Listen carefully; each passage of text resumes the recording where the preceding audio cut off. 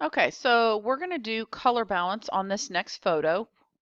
And we have some elaborate paintings here, and it was indoors with not such great light. And so if we add a new adjustment layer to this, there's lots of different ways that we might be able to adjust it. But for this one, I want to check color balance. And here when we look at color balance, we have shadows, midtones, and highlights. And let me expand that. There we go. And basically what we do, this is again is a new layer, so it's not damaging the original photo. But we can look at it, and I'm looking at this right now and thinking, this has too much red in it. So I can bring that down a little bit.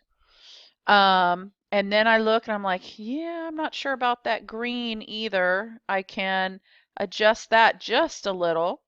And it's got a little bit of yellow in it. So maybe I want to up the blue a little bit. Not too much because then it looks weird, but a little bit.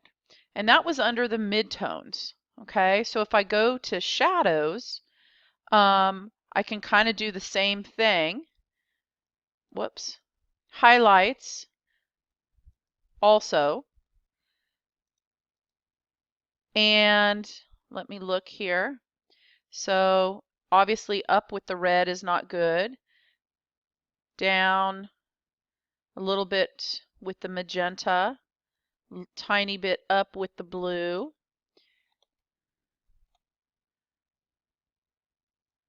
But when I go up with the blue, I probably don't want so much cyan.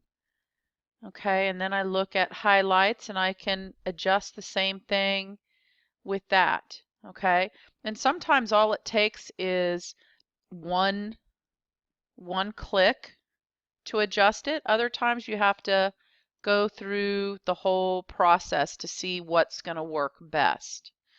So I got that probably um, eh, maybe I want to go, yeah, I don't know. Let's see. Maybe I want to go a little bit yellow instead of blue.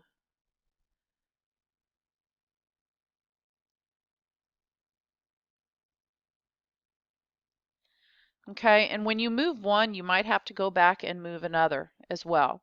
And again, you can check your original based on what you've applied to see how it works. So when you're done making some adjustments to this, you're going to save it into your Photoshop folder. Add your period name or period number and last name to the beginning. Save it as a Photoshop file first, and then you can save as again and save it as a JPEG. And one thing that you should know is sometimes while we did color balance on here, maybe we need to try something else in addition to that, or maybe try something different. There's so many options with Photoshop. So maybe we want to go in and add a hue and saturation. We don't, but maybe we maybe we do on something else. Okay, so don't be afraid to try a few different options.